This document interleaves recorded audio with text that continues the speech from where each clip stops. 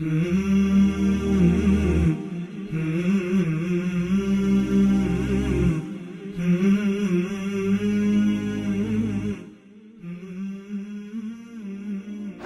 علیکم ورحمۃ اللہ وبرکاتہ۔ الحمد للہ رب العالمین والعاقبۃ للمتقین، والصلاة والسلام علی رسولہ الکریم وعلی آلہ وصحبہ اجمعین، اما بعد۔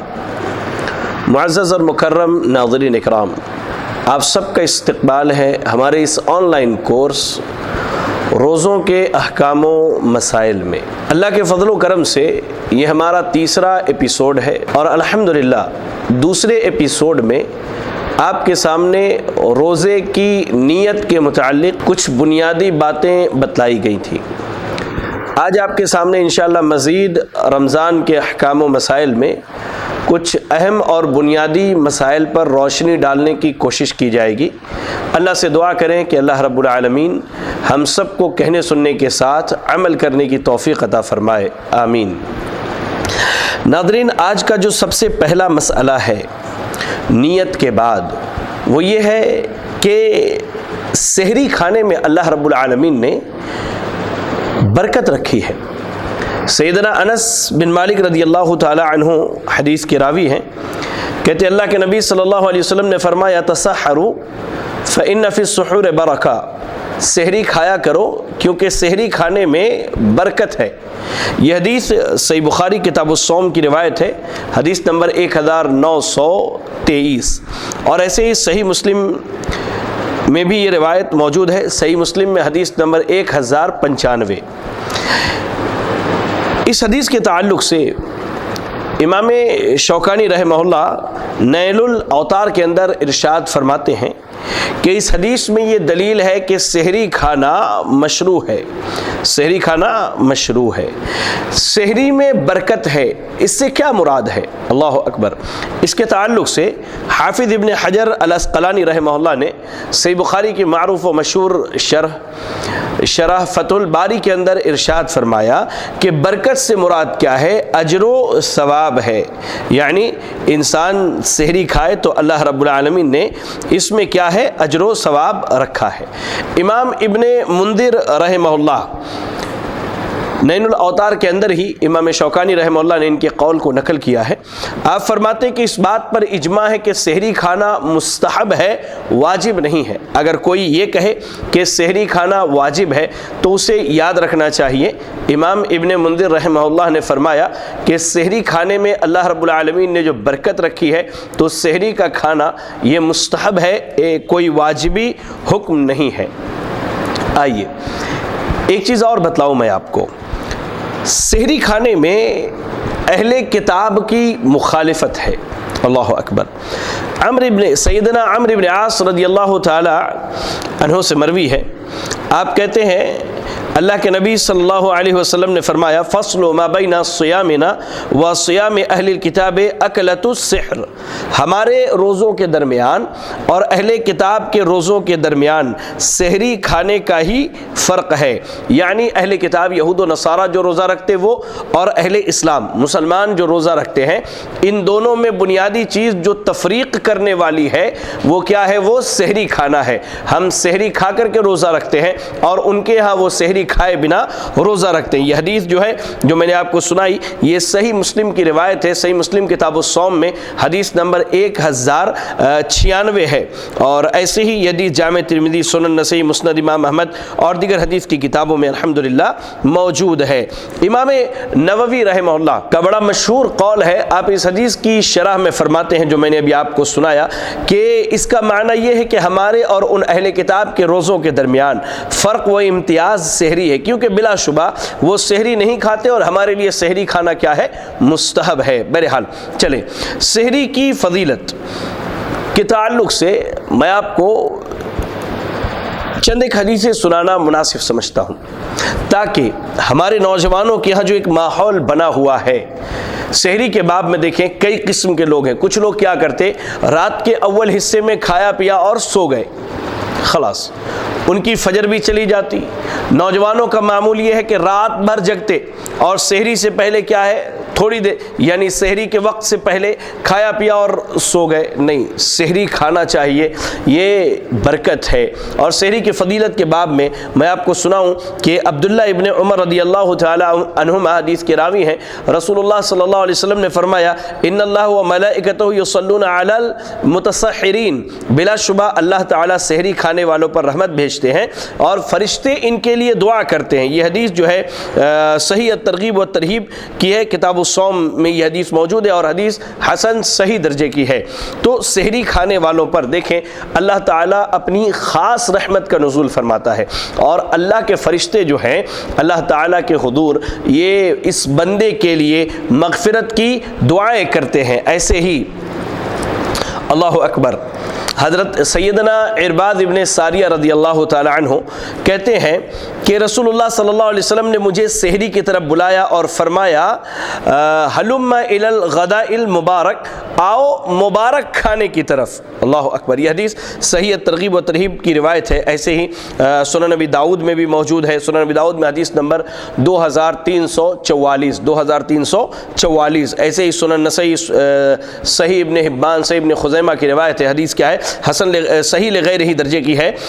تو یاد رکھیں یہ جو دو حدیثیں میں نے آپ کو سنائی ان کا بنیادی مقصد یہ ہے کہ سحری کھانے کی بڑی فضیلت ہے، اور ہمارے یہاں اس باب میں جو بے توجہی پائی جاتی ہے اس پر ہمیں کنٹرول کرنے کی ضرورت ہے اور اپنی اصلاح کرنے کی ضرورت ہے کہ اللہ تعالیٰ نے اتنا مبارک بہترین برکت والا کھانا جب ہمارے لیے رکھا ہے، جس کے کھانے والوں کے لیے اللہ تعالیٰ رحمتیں نازل فرماتا ہے اور اس کے کھانے والوں کے لیے فرشتے دعائیں کرتے ہیں، تو ہم کیوں سحری کو چھوڑ دیں؟ لہذا اس کی پابندی کریں۔ ایسے ہی سحری کا وقت کیا ہے، یہ ایک اہم مسئلہ اور مدعا ہے کہ سحری کا وقت کیا ہے۔ تو یاد رکھیں صبح سحری کے لیے بیدار ہو جانے کے بعد صبح صادق کے خوب نمایاں ہو جانے تک سحری کا وقت ہے، یعنی ہم اٹھ گئے، مثال کے طور پر ہم اٹھ گئے اور اٹھنے کے بعد ہم اس وقت تک سحری کھا سکتے ہیں جب تک کہ صبح صادق خوب نمایاں نہ ہو جائے۔ دیکھیں صبح کی دو قسمیں ہیں، ایک صبح کاذب اور ایک ہے صبح صادق۔ صبح کاذب کیا ہے؟ جب ہم اٹھتے ہیں صبح کا ہی وقت رہتا ہے لیکن بالکل اندھیرا چھایا ہوا رہتا ہے، جب فجر کی نماز یعنی کہہ لیجئے فجر کی اذان سے پہلے جو ہم دیکھتے ہیں کہ صبح کا وقت ہے لیکن کیا بالکل اندھیرا چھایا ہوا ہے۔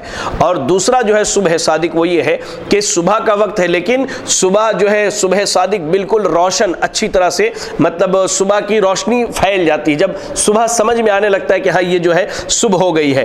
تو اللہ رب العالمین نے قرآن مجید سورۃ البقرہ آیت نمبر 187 میں فرمایا وَكُلُوا وَاشْرَبُوا حَتَّى يَتَبَيَّنَ لَكُمُ الْخَيْطُ الْأَبْيَضُ مِنَ الْخَيْطِ الْأَسْوَدِ مِنَ الْفَجْرِ، تم کھاتے پیتے رہو یہاں تک کہ صبح کا سفید دھاگا یعنی صبح صادق سیاہ دھاگے رات کی سیاہ دھاری سے ظاہر ہو جائے۔ اس آیت کے بارے میں اگر آپ جان جائیں کہ اس کا شان نزول کیا ہے تو انشاءاللہ بات سمجھنے میں آسانی ہوگی۔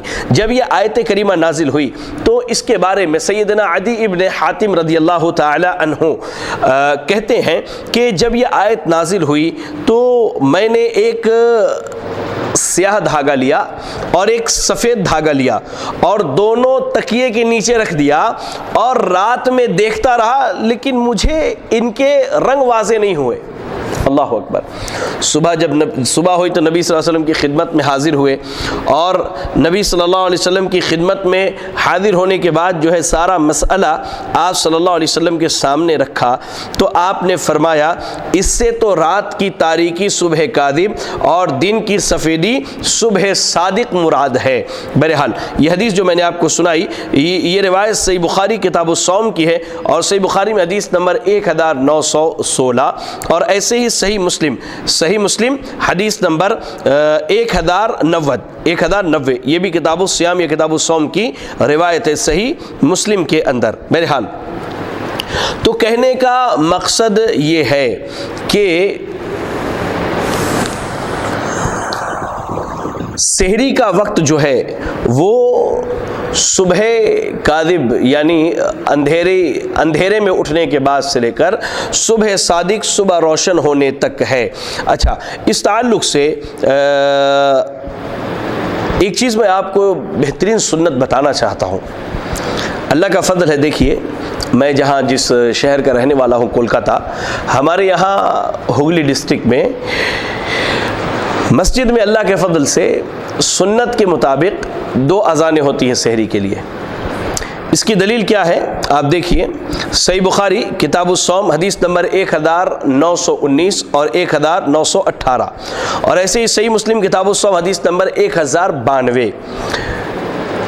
سیدہ ام المومنین عائشہ صدیقہ رضی اللہ تعالی عنہ فرماتی ہیں، حضرت بلال کچھ رات رہے سے اذان دے دیا کرتے تھے، اس لیے کہ رسول اللہ صلی اللہ علیہ وسلم نے فرمایا جب تک ابن ام مکتوم اذان نہ دے تم کھاتے پیتے رہو، کیونکہ وہ صبح صادق کے طلوع ہونے سے پہلے اذان نہیں دیتے ہیں. اللہ اکبر.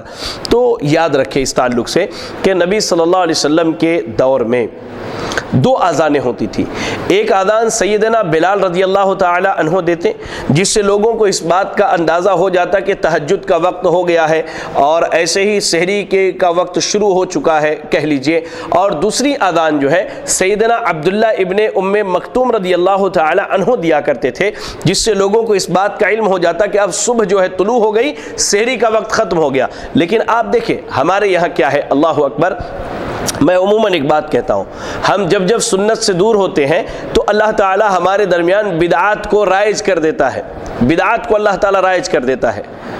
ہمارے یہاں بعض مساجد میں میں نے بہار وغیرہ کے علاقے میں دیکھا سحری کا وقت شروع ہوتی ہی نعت وغیرہ بجانا شروع کر دیتے ہیں، کہیں ڈھول پیٹا جاتا ہے، کہیں پٹاخے کی آواز آتی ہے، کہیں بیچارے بار بار مؤذن صاحب اعلان کرتے کہ سحری کا وقت ختم ہونے میں آدھا گھنٹہ باقی ہے، سحری کا وقت ختم ہونے میں 15 منٹ باقی ہے، سحری کا وقت ختم ہونے میں 10 منٹ باقی ہے. بھائی یہ بدعات کیوں دین میں؟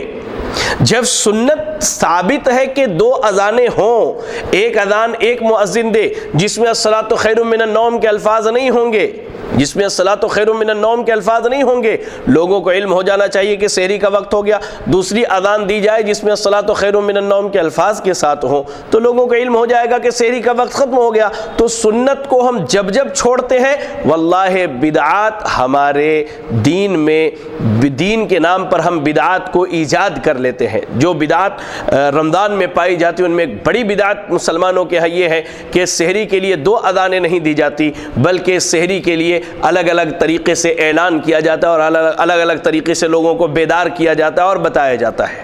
آپ یقین جانیں ہمارے یہاں مسجد میں جب 2 اذان کا مسئلہ ہوا کچھ سالوں پہلے تو اس پر علماء نے ماشاءاللہ تقریباً 2-3 مہینے پہلے سے ہی خطبوں میں بیان کرنا شروع کر دیا کہ سحری کے لیے 2 اذان سنت ہے، سحری کے لیے 2 اذان سنت ہے. اللہ اکبر. لیکن جب پہلے دن اذان دی گئی 150-200 لوگ مسجد کے دروازے پر چلے آئے، بھائی آپ لوگوں نے کیا کر دیا اور ہم یہ کر دیں گے، ہم وہ کر دیں گے اور ہم مسجد بند کروا دیں گے. اس طرح کے لوگوں نے باتیں کہنی شروع کر دی. اللہ اکبر. ہم نے کہا ان سے کہ بھائی دیکھیں آپ جائیں اپنے مسلک کے امام سے پوچھیں کہ یہ جو ہوا ہے یہ غلط ہے یا صحیح ہے. اگر غلط ہے تو وہ ثابت کریں کیسے غلط ہے، اور اگر صحیح ہے تو اپنی مساجد میں اس کا اہتمام کیوں نہیں کرتے. اللہ کا فضل دیکھیے، اللہ نے اس فتنے کو ختم کر دیا جو لوگوں نے اٹھایا تھا، اور آج بھی ہمارے یہاں مسجد میں الحمدللہ سحری کے لیے 2 اذانیں ہوتی. بہرحال چلے یہ مسئلہ ہو گیا سحری کے وقت کے تعلق سے کہ سحری کا وقت کب ختم ہوتا ہے، جب صبح صادق طلوع ہو جائے. اس کے بعد کا جو مسئلہ ہے وہ یہ ہے کہ سحری کھانے میں تاخیر کرنا مستحب ہے. سحری کھانے میں تاخیر کرنا مستحب ہے. اللہ اکبر. سیدنا زید بن ثابت رضی اللہ تعالی عنہ ارشاد فرماتے ہیں کہ ہم نے نبی کریم صلی اللہ علیہ وسلم کے ساتھ سحری کھائی، پھر آپ صلی اللہ علیہ وسلم صبح کی نماز کے لیے کھڑے ہوئے. میں نے دریافت کیا کہ سحری اور اذان میں کتنا فاصلہ ہوتا تھا، تو انہوں نے کہا کہ 50 آیتیں پڑھنے کے برابر فاصلہ ہوتا تھا. اللہ اکبر. یہ حدیث جو ہے صحیح بخاری کتاب الصوم کی روایت ہے، ایسے ہی صحیح مسلم کتاب الصوم کی روایت ہے. صحیح بخاری میں حدیث نمبر 1921 اور صحیح مسلم میں حدیث نمبر 1097 ہے. اللہ اکبر. اللہ کے نبی صلی اللہ علیہ وسلم سحری کھانے میں تاخیر کرتے تھے. سیدنا عبداللہ ابن عباس رضی اللہ تعالی عنہما حدیث کے راوی ہے، کہتے ہیں اللہ کے نبی صلی اللہ علیہ وسلم نے فرمایا ان معشر الانبیاء امرنا بتعجیل فطرنا و تاخیر سحورنا، بلا شبہ ہم انبیاء کا گروہ ہیں، ہمیں جلدی افطار کرنے اور تاخیر سے سحری کھانے کا حکم دیا گیا ہے۔ اللہ اکبر، تاخیر سے سحری کھانے کا حکم دیا گیا ہے۔ اور یہ جو روایت میں نے آپ کو پڑھ کے سنائی، یہ جو ہے صحیح ابن حبان کی روایت ہے۔ علامہ البانی رحمہ اللہ نے السلسلۃ الصحیحہ میں اس کی سند کو صحیح قرار دیا ہے۔ اللہ اکبر۔ اور یاد رکھیں ایک چیز کہ اللہ کے نبی صلی اللہ علیہ وسلم نے کہا کہ سحری کھانے میں تاخیر کرنا یہ کیا ہے؟ یہ نبیوں کی سنت ہے۔ حتیٰ کہ امام ابن عبد البر رحمہ اللہ ارشاد فرماتے ہیں، جیسا کہ ہم فتح الباری میں دیکھ سکتے ہیں آپ کا قول، کہ جلدی افطار کرنے اور تاخیر سے سحری کھانے کی احادیث صحیح اور متواتر ہیں، یعنی اتنی حدیثیں اس پر موجود ہیں کہ ان کا جھوٹ پر متفق ہونا محال ہے۔ ایسے امام ابن قدامہ رحمہ اپنی مشہور کتاب المغنی کے اندر ارشاد فرماتے ہیں، تاخیر سے سحری کرنا اور جلدی افطار کرنا یہ مستحب ہے۔ آئیے اس کے بعد ہم چلتے ہیں کہ کھجور کے ساتھ سحری کھانے کی فضیلت۔ سیدنا ابو ہریرہ رضی اللہ تعالی عنہ روایت کرتے ہیں کہ اللہ کے رسول صلی اللہ علیہ وسلم نے فرمایا، نعم سحور المؤمن التمر، مومن کی بہترین سحری کھجور ہے۔ یہ حدیث اگر ہم دیکھنا چاہیں تو سنن ابی داؤد میں حدیث نمبر 2345، اور ایسے ہی صحیح الترغیب و ترہیب میں دیکھ سکتے ہیں، حدیث سند کے ساتھ بالکل صحیح ہے۔ تو اللہ کے نبی صلی اللہ علیہ وسلم نے مومن کے لیے سحری میں کھجور کھانے کو بہتر اور اچھا قرار دیا ہے آپ نے۔ اب اگر کسی کے پاس کھجور میسر نہ ہو تو وہ کیا کرے؟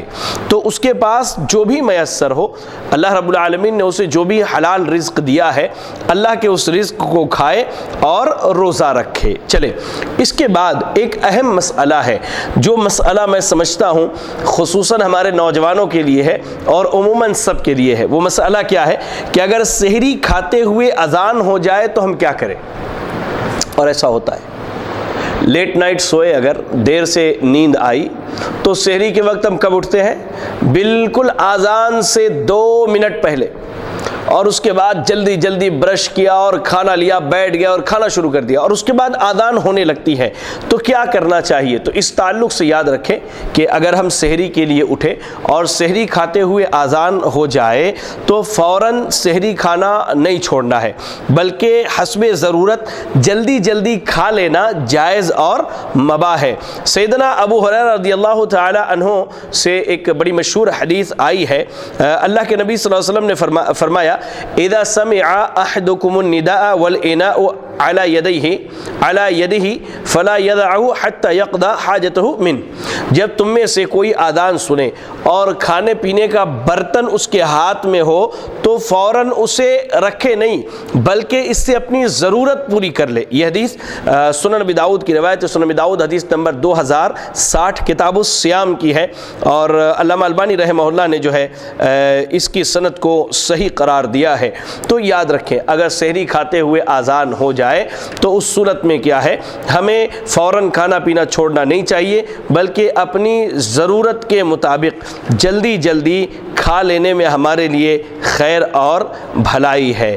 چلیں اس کے بعد باری آتی ہے افطار کی، کہ افطار کے باب میں شریعت نے ہماری کیا رہنمائی کی ہے سحری کے بعد۔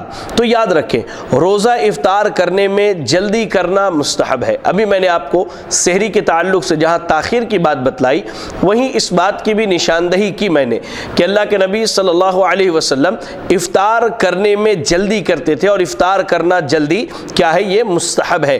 حضرت سیدنا سہل ابن سعد رضی اللہ تعالی عنہ حدیث کے راوی ہے، کہتے ہیں نبی اکرم صلی اللہ علیہ وسلم نے ارشاد فرمایا کہ لا یزال الناس بخیر ما عجل الفطرہ، لوگ جب تک افطاری کرنے میں جلدی کریں گے ہمیشہ خیر و عافیت سے رہیں گے۔ یہ حدیث صحیح بخاری کتاب الصوم حدیث نمبر 1957، اور ایسے ہی صحیح مسلم کتاب الصوم حدیث نمبر 1098۔ اس کے علاوہ جامع ترمذی، سنن ابن ماجہ، مسند امام احمد اور دیگر حدیث کی کتابوں میں یہ حدیث ہمیں مل جاتی ہے۔ لہذا یاد رکھیں کہ سے افطار کرنے میں جلدی کرنا کیا ہے، یہ اللہ کے نبی صلی اللہ علیہ وسلم کی سنت ہے اور انسان کے خیر عافیت اور بھلائی میں ہونے کی دلیل ہے۔ بلکہ آپ دیکھیں اس کے تعلق سے ایک بڑی مشہور حدیث ملتی ہے جس کے راوی سیدنا ابو ہریرہ رضی اللہ تعالی عنہ ہے۔ کہتے ہیں کہ نبی اکرم صلی اللہ علیہ وسلم نے فرمایا، لوگ روزہ افطار کرنے میں جب تک جلدی کرتے رہیں گے دین ہمیشہ غالب رہے گا، کیونکہ یہود و نصارہ تاخیر سے افطار کرتے ہیں۔ یہ حدیث بھی جو ہے حسن درجے کی ہے، اگر دیکھنا ہو تو سنن ابی داؤد ہم دیکھ سکتے ہیں جس میں حدیث نمبر 2353، اور علامہ البانی رحمہ اللہ نے اس کی سند کو صحیح قرار دیا۔ اس کے علاوہ سنن ابن ماجہ، مسند امام احمد، مصنف ابن ابی شیبہ، صحیح ابن حبان وغیرہ میں بھی یہ حدیث موجود ہے۔ کہنے کا مطلب یہ ہے کہ اللہ اکبر، افطار کرنے میں جلدی کرنا یہ سنت رسول ہے، اور یہ یہود و نصارہ کی مخالفت ہے کیونکہ وہ افطار کرنے میں تاخیر کرتے ہیں۔ اور آج ہمارے یہاں مسلمانوں میں، جیسا کہ امام ابن حجر العسقلانی رحمہ اللہ نے فتح الباری کے اندر کہا کہ اس زمانے میں جو منکر اور بدعات ایجاد کر لی گئی ہیں، ان میں یہ بھی ہے کہ لوگوں نے افطار میں تاخیر کر دی ہے اور سحریوں میں جلدی کی ہے اور سنت کی مخالفت کی ہے۔ یہی وجہ ہے کہ ان میں خیر کم اور شر زیادہ پایا جاتا ہے، جبکہ سنت یہ ہے کہ سحری میں تاخیر کی جائے اور افطار میں جلدی کی جائے۔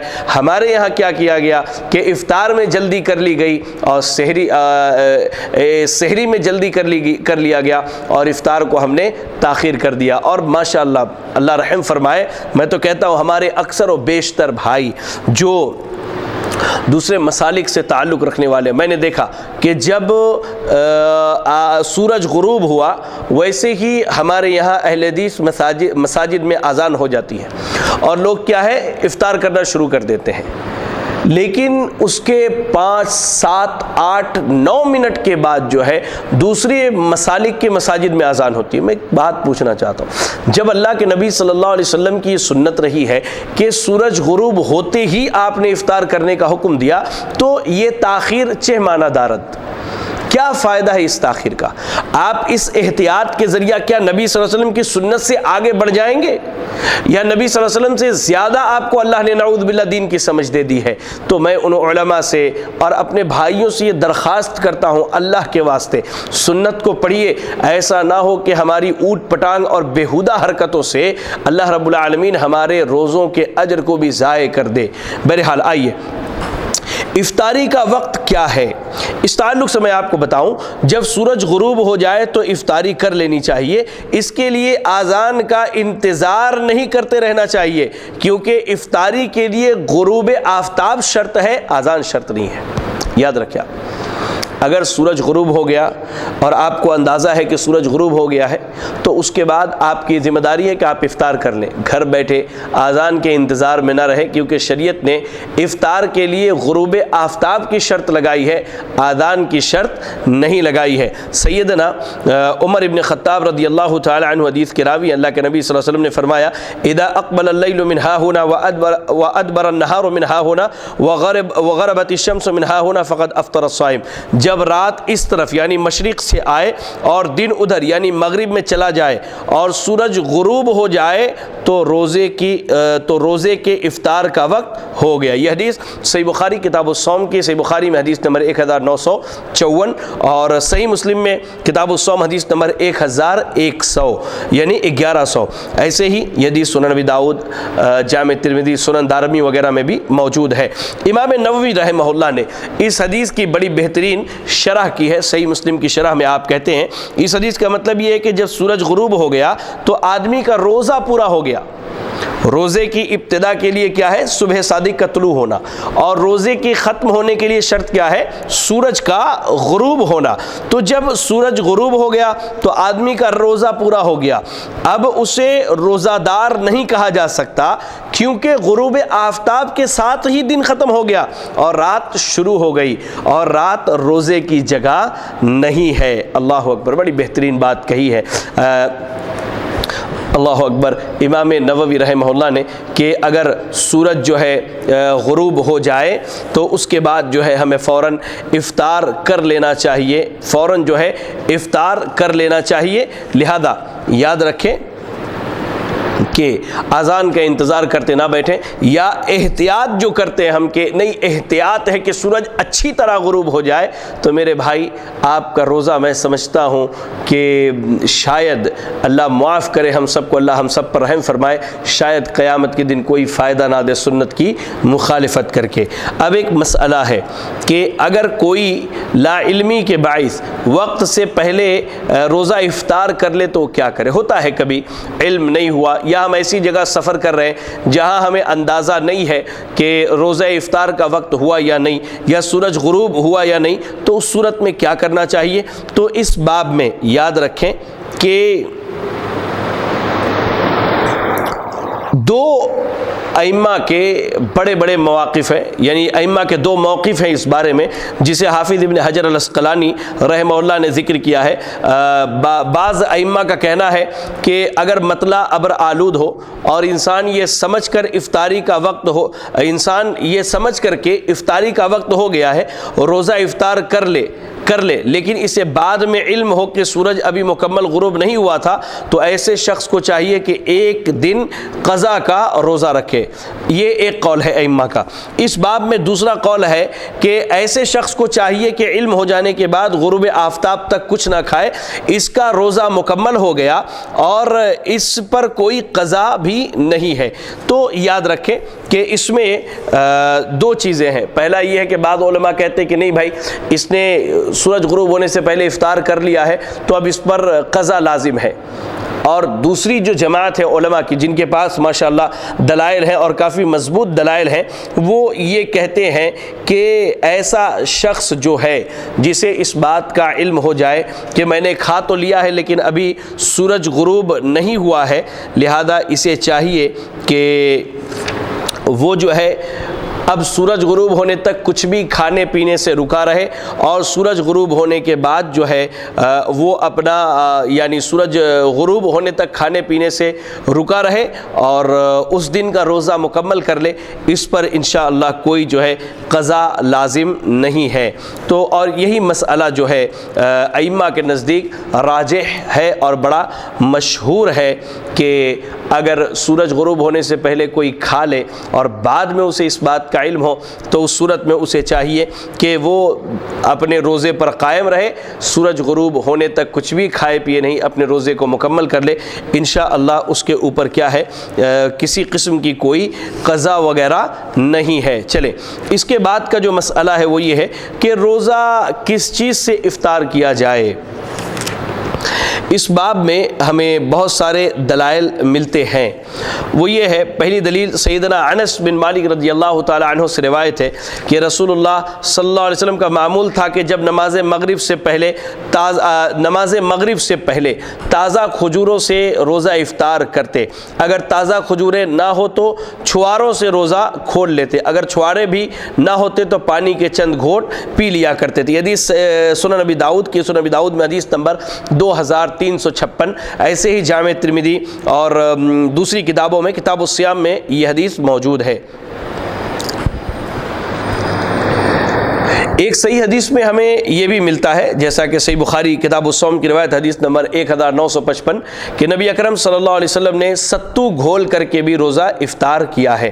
سعودی عرب کے مجلس افتاء سے جب یہ سوال پوچھا گیا کہ روزہ دار کس چیز سے افطار کرے، تو کہا کہ جب انسان روزہ دار ہو اور سورج غروب ہو جائے اور افطاری کے لیے اس کے پاس سوائے پانی کے کچھ نہ ہو تو پانی سے ہی روزہ افطار کر لے، کیونکہ تر یا خشک کھجور سے روزہ افطار کرنا مستحب ہے، واجب نہیں ہے۔ یعنی اگر ہمارے پاس تر کھجور موجود ہو یا چھوارے موجود ہو تو اس سے افطار کریں، یہ افضل ہے، یہ سنت عادت ہے اللہ کے نبی صلی اللہ علیہ وسلم کی، عمل کرے تو انشاءاللہ اجر ہے، یہ کوئی واجبی حکم نہیں ہے۔ لیکن اگر یہ نہیں ہے تو کیا ہے، ہم پانی بھی پی سکتے ہیں، کوئی پھل یا کسی چیز سے افطار کر لیتے ہیں۔ بعض لوگوں کا ہم نے معمول دیکھا کہ وہ خاص کر لیتے، بعض خواتین جو ہے ادرک سے افطار کرتی ہے، بعض نمک سے افطار کرتے ہیں، لا حول ولا، کہتے کہ ہمارے باپ دادا سے ہمارے خاندان میں چلا آتا ہے۔ یہ آپ کے باپ دادا کی سنت ہے، یہ نبی صلی اللہ علیہ وسلم کی سنت نہیں ہے۔ تو جو بھی ہمارے پاس میسر ہو ہم اسے کھا لیں، انشاءاللہ ہمارا روزہ افطار مکمل ہو جائے گا۔ چلیں افطار کی دعا کیا ہے؟ افطار کے تعلق سے بڑی مشہور دعا ہے، سیدنا عبداللہ ابن عمر رضی اللہ تعالی عنہما سے روایت ہے کہ نبی کریم صلی اللہ علیہ وسلم جب روزہ افطار کرتے تو یہ دعا پڑھتے، ذهب الظمأ وابتلت العروق وثبت الاجر انشاءاللہ، کہ پیاس ختم ہو گئی، رگیں تر ہو گئیں اور روزے کا اجر انشاءاللہ ثابت ہو گیا۔ یہ حدیث سنن ابی داؤد کی روایت ہے، سنن ابی داؤد حدیث نمبر 2357 اور حدیث حسن درجے کی ہے۔ لہذا روزہ افطار کرنے والا یہ دعا پڑھے، یہ زیادہ بہتر ہے۔ ایسے ہی ایک اور دعا ملتی ہے جسے علامہ البانی رحمہ اللہ نے اس کی شواہد کے بنا پر قوی قرار دیا ہے ارواء الغلیل کے اندر، اور سنن ابی داؤد میں یہ موجود ہے۔ امام ابو داؤد نے اسے مراسیل میں ذکر کیا ہے، آپ دیکھیں کتاب الصوم میں کہ اللہم انی لک صمت وعلی رزقک افطرت، اللہ میں تیرے لیے روزہ رکھا اور تیرے ہی دیے ہوئے رزق پر افطار کیا۔ تو یہ چیز جو ہے یہ دعا پڑھ سکتے، لیکن اس میں یہ ایک جو لفظ اضافہ کیا جاتا ہے اللہم لک صمت وبک آمنت وعلیک توکلت وعلی رزقک افطرت، تو وبک آمنت وعلیک توکلت یہ دو الفاظ کسی بھی حدیث سے ثابت نہیں ہے، لہذا اللہم انی لک صمت وعلی رزقک افطرت یہ دعا، یا ذهب الظمأ وابتلت العروق وثبت الاجر انشاءاللہ یہ دعا پڑھ لیں، انشاءاللہ ہمارے لیے کافی ہے اور بہتر ہے۔ چلیں اب ایک مسئلہ ہے، اللہ تعالیٰ نے آپ کو صاحب حیثیت بنایا ہے اور آپ کو اللہ نے اس بات کی صلاحیت دی ہے کہ آپ 2 4 6 لوگوں کو روزہ افطار کروا سکتے ہیں، تو الحمدللہ آپ کروائیے، اس میں بڑا اجر ہے، بڑا اجر ہے، خاص کر کے علاقے میں کوئی غریب ہے، محتاج ہے اور وہ روزے سے ہے، کوئی بیوہ عورت ہے روزے سے ہے لیکن اس کے پاس اتنا نہیں ہے کہ وہ اپنے افطار کا انتظام کرے، تو آپ اس کے لیے افطار اور سحری کا انتظام کیجئے۔ بہترین موقع ہے رمضان کا مہینہ اجر کمانے کا۔ اللہ کے رسول صلی اللہ علیہ وسلم کے بڑے مشہور صحابی ہیں زید بن خالد الجہنی رضی اللہ تعالی عنہ، کہتے ہیں کہ اللہ کے نبی صلی اللہ علیہ وسلم نے فرمایا من فطر صائما کان له مثل اجره غیر انه لا ينقص من اجر الصائم شیئا، جس نے کسی روزے دار کا روزہ افطار کرایا اسے بھی اتنا ہی اجر ملے گا جتنا اجر روزے دار کے لیے ہوگا، اور روزے دار کے اجر سے کچھ بھی کمی نہیں کی جائے گی۔ حدیث جامع ترمذی کی ہے، کتاب الصوم میں دیکھ سکتے ہیں، اب جامع ترمذی میں حدیث نمبر 807 حدیث صحیح سند سے آئی ہے، ایسے ہی سنن ابن ماجہ میں بھی یہ روایت موجود ہے۔ اللہ اکبر۔ تو اللہ کے نبی صلی اللہ علیہ وسلم نے فرمایا کہ اگر ہم روزے دار کو افطار کرائیں تو اسے ایک روزہ جو رکھنے کا اجر ملے گا، انشاءاللہ ہمیں بھی اتنا ہی اجر ملے گا، اور اللہ کی رحمت دیکھیے اس کی نیکیوں میں کمی بھی نہیں ہوگی، تو بڑا اچھا موقع۔ ہاں اگر کوئی ہمیں روزہ افطار کی دعوت دے تو ہمیں اس کے لیے کیا دعا دینی چاہیے؟ دیکھیں شریعت نے اللہ اکبر چھوٹی چھوٹی چیزوں پر رہنمائی کی۔ آج ہم مسلمان شریعت سے دور ہیں، یہی وجہ ہے کہ آج ہماری زندگی جو ہے جانوروں سے بھی بدتر گزر رہی ہے۔ شریعت نے چھوٹی چھوٹی چیزوں پر رہنمائی کی۔ آپ دیکھیں سیدنا انس بن مالک رضی اللہ تعالی عنہ سے مروی ہے کہ جب رسول اللہ صلی اللہ علیہ وسلم کسی کے گھر روزہ افطار کرتے تو یہ دعا دیتے، افطر عندکم الصائمون واکل طعامکم الابرار وتنزلت علیکم الملائکہ، کہ روزے دار تمہارے ہاں افطاری کرتے رہیں، نیک لوگ تمہارا کھانا کھاتے رہیں، اور اللہ کے فرشتے تمہارے لیے رحمت لے کر اترتے رہیں۔ اللہ اکبر۔ یہ مسند امام احمد کی روایت ہے، ایسے ہی مصنف ابن ابی شیبہ میں بھی موجود ہے، اور حدیث کیا ہے بالکل صحیح سند سے آئی ہے۔ لہذا اگر کوئی روزہ افطار کروائے تو ہم کھانے کے بعد اس کے حق میں یہ دعا کریں کہ افطر عندکم الصائمون واکل طعامکم الابرار وتنزلت علیکم الملائکہ۔ لہذا یاد رکھیں آج کے درس میں الحمدللہ سحری افطار کے تعلق سے مکمل جو باتیں آپ کے سامنے رکھنی چاہیے تھے وہ ہم نے بیان کر دی ہیں۔ اللہ سے دعا کریں کہ اللہ رب العالمین کہی گئی باتوں پر کہنے سننے کے ساتھ ہمیں اور آپ کو عمل کرنے کی توفیق عطا فرمائے۔ اقول قولی ھذا واستغفر اللہ لی ولکم ولسائر المسلمین فاستغفروہ انہ هو الغفور الرحیم۔ والسلام علیکم ورحمۃ اللہ وبرکاتہ۔